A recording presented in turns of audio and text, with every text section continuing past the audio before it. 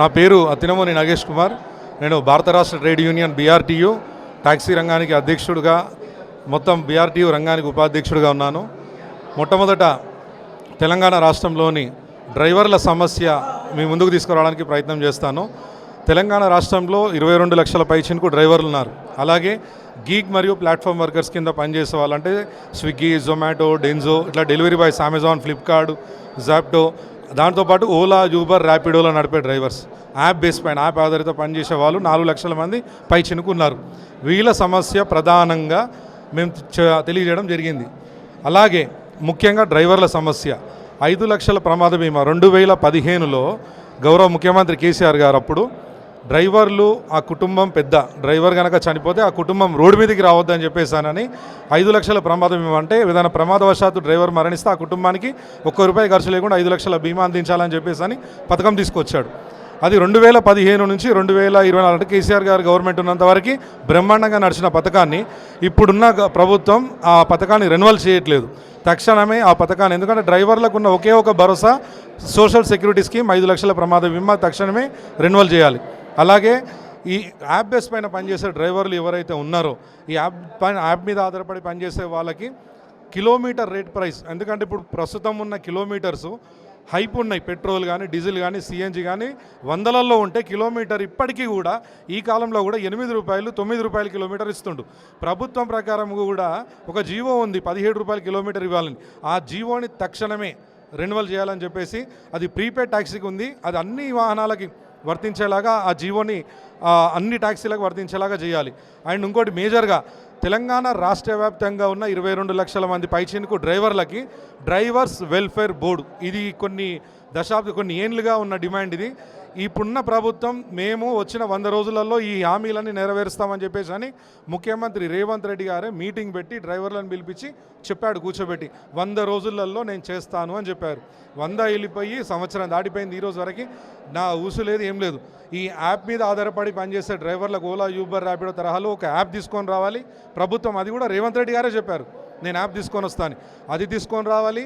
ఈ social security, ఒక డ్రైవర్కి రోడ్డు మీద ఎక్కడైనా ప్రమాదాలు జరిగితే, అంటే కిరాయికి తీసుకుపోయిన వాళ్ళు కొట్టడం, మొన్న రీసెంట్గా చూస్తే ఒక ₹20 గురించి, ₹200 గురించి ఒక డ్రైవర్ని చంపేశారు కొంతమంది ఉండగులు. దానిపైన కూడా ఇంతవరకు ఏం లేదు.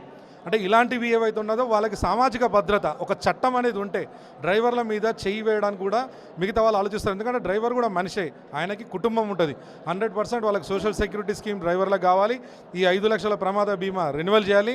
యాప్ మీద పనిచేసే డ్రైవర్లకు యాప్ ఒకటి, ప్రభుత్వం ఒక యాప్ తీసుకొని వస్తున్నది, తక్షణమే యాప్ తీసుకురావాలని చెప్పేసి అని అందరికీ తెలియజేస్తున్నా. Thank you. ఒక సామాన్యమైన ట్యాక్సీ డ్రైవర్ నాన్న.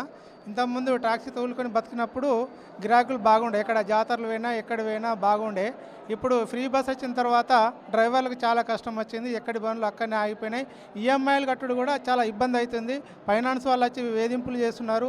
అందులో కూడా చాలా మంది చనిపోయారు. ఈ 1 ఇయర్ సంవత్సరంలో చనిపోయిన డ్రైవర్లకు కూడా ఇన్సూరెన్స్ రాలేదు, వరకు ఇన్సూరెన్స్ రెన్యువల్ చేయలేదు. అది రెన్యువల్ చేయాలని రేవంత్ రెడ్డిని కోరుకుంటున్నాము. అలాగనే ఏ డ్రైవర్ అయితే చనిపోయాడో ఆ డ్రైవర్కు ₹12,000 ఇస్తా అన్నాడు. కార్లు కొనుక్కున్న వాళ్ళకు, లాస్లో ఉన్న వాళ్ళు, ఆటోలకు అయితే ఎలా ఇస్తా అన్నాడో అలాగనే మాకు కూడా సంవత్సరానికి ₹12,000 ఇస్తా అన్నాడు. తక్షణమే ₹12,000 ఇవ్వాలి. అట్లనే వెల్ఫేర్ బోర్డు తయారు చేయాలని కోరుకుంటున్నాం. तेलंगाना टैक्सी ड्राइवर है। ये प्रीवियस गवर्नमेंट जिस तरह स्कीम्स रखा था, अभी ये कांग्रेस गवर्नमेंट तेलंगाना मुख्यमंत्री श्री रेवंत रेड्डी गारू इन्होंने बताया था कि तेलंगाना के अंदर हमारी हुकूमत आने के बाद कोई ड्राइवर भी ऐसा नहीं रहना, ड्राइवर 3 टाइम खाना खाना, हर चीज़ की ज़िंदगी जीने के लिए हम सब कुछ करेंगे बोले। लेकिन अभी तक तो कुछ करे सो नहीं है। सबसे पहली बात यह है, जिस तरह हाईटेक सिटी के अंदर जिस तरह वेंडरशिप है, वो वेंडरशिप के बारे में लास्ट टाइम हमारे गौरव मुख्यमंत्री जी रेवंत रेड्डी जी गांधी भवन के अंदर बुला के ड्राइवर के साथ मीटिंग रखे थे। ये वेंडरशिप के अंदर जिस तरह ड्राइवर को तकलीफ़ होती है, जिस तरह हर बात पे कुछ भी कंप्लेंट हो ड्राइवर कसूरवार हो जाता है वहाँ पे, इसके बारे में मैं 100% एक्शन लूँगा बोल के बोले। लेकिन अभी तक साल गुजर गया, 365 डेज अबो हो गया, लेकिन अभी तक उसके बारे में कुछ भी नहीं है। और एक बात यह है, हमारे तेलंगाना के अंदर हम जिस तरह तकरीबन 2001 से जिस तरह तेलंगाना उद्यमम के अंदर हम लोग काम किए थे, तेलंगाना आने के बाद यहाँ पे यहाँ के इम्प्लीमेंट वो हमारे को पूरी तरह नहीं मिल रहा है। जैसा तेलंगाना के अंदर ओडिशा के टैक्सी चल रहा है, कर्नाटक की चल रहा है, आंध्रा की चल रहा है और महाराष्ट्र की चल रहा है, इसी तरह आजू बाजू के सारे स्टेटों के कैब यहाँ पे चल रहा है। लेकिन इन सब की कैब यहाँ पर चलने के वजह से हमारे पेट पर मार लग रही है, हमारे कारोबार के अंदर मार लग रही है। इसीलिए मैं ये तेलंगाना भवन से निवेदन करता हूँ हमारे कांग्रेस हुकूमत को, वज़ीर आज़म श्री रेवंत रेड्डी साहब से, प्लीज़ हमारे परेशानियों को दूर कीजिए, क्योंकि हुकूमत आपकी है। यहाँ पे हमारे तेलंगाना के जितने भी ड्राइवर भाई है दिन रात मेहनत करते हैं, लेकिन घर लेके जाने 1000 रुपये भी नहीं निकलता है। हमारे बच्चों की पढ़ाइयाँ कैसा है, हमारी ज़िंदगी कैसा है। अभी हम कुछ भी कारोबार करेंगे बोलता हमारे को कोई देने वाला नहीं है।